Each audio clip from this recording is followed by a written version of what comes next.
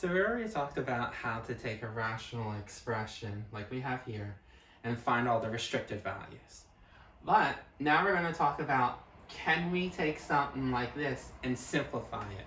Like, you can recognize when you're simplifying fractions, you knew that if you had 10 over 20, that reduces down to 1/2. But what happens if you have the binomial x squared minus 25 and the trinomial x squared minus 9x plus 20? How do you reduce that? The first thing I want you to realize that you can never ever do is say, oh, there's an x squared on top and an x squared at the bottom. Let's cancel them out. Why can we not cancel them out? We talked about it in our opening, saying that this and this are not factors. See how there's a minus sign and here's a minus sign? These are subtrahands, basically items that are subtracted to something else.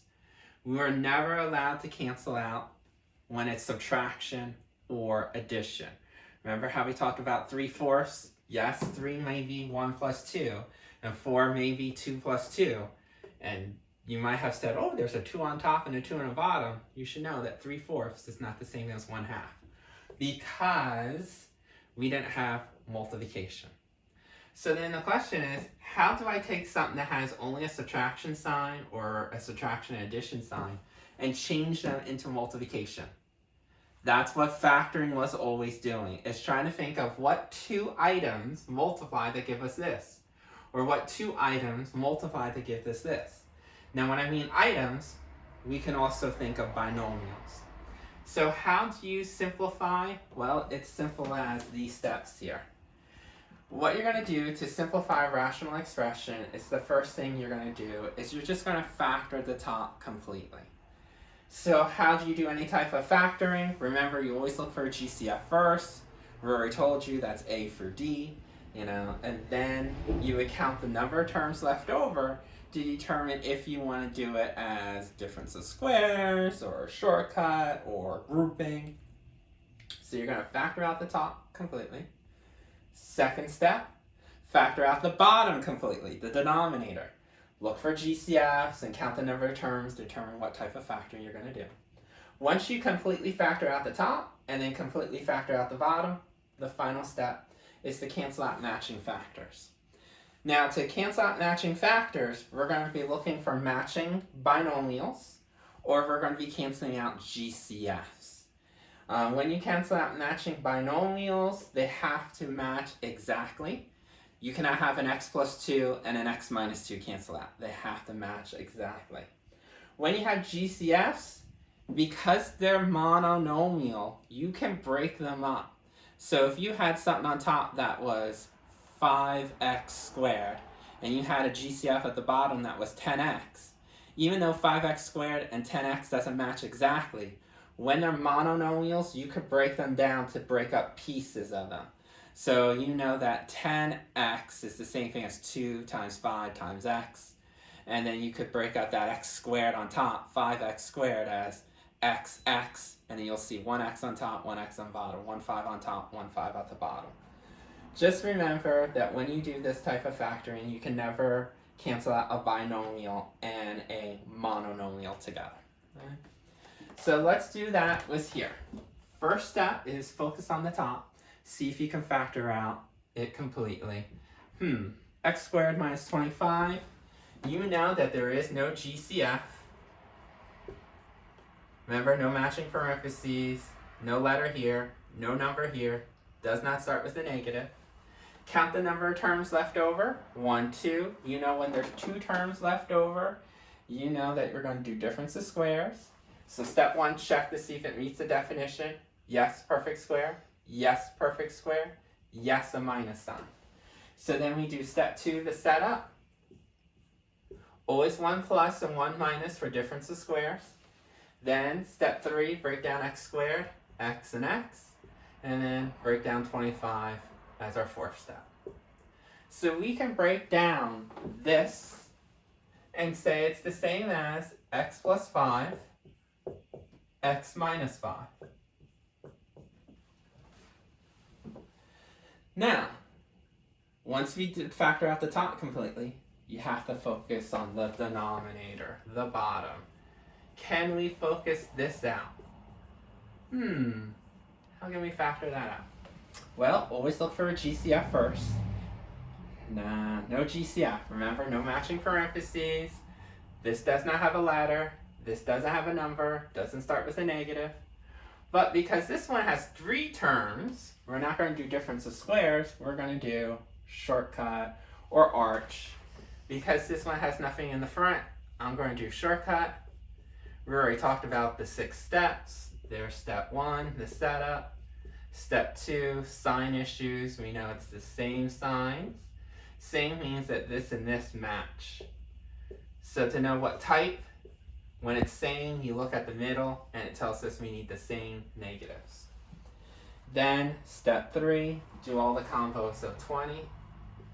1 and 20, 2 and 10, 4 and 5. Then we need to do something with this list. We need to add because of the plus sign. So we get a 21, we get a 12, we get a 9. Then step 5, choose a combo. See how the 9 and 9 matches. And finally the placement is step 6. Since they're both minuses, it doesn't matter which one goes where. So now that I factor out the top, I found that the bottom factors down as x minus 4, x minus 5.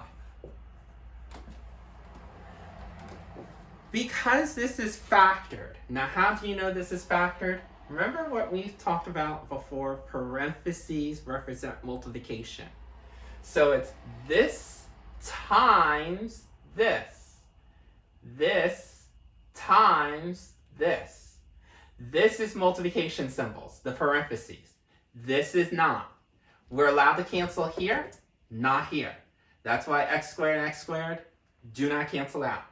But here, we have matching binomials. When you have matching binomials, x minus 5 and x minus 5, you can cancel them out. One on top that matches exactly with one on the bottom, that's great. So we can say that our reduced answer is x plus 5 over x minus 4. I do not want you to say x and x cancel out. I know a lot of you are saying, well, why can't I just say the answer is negative 5/4? Because again, once we get rid of this, there's no more multiplication symbol. So these are not factors. We cannot cancel pieces of a binomial. If this and this match, but this and this do not match in the same binomial, can't cancel them out.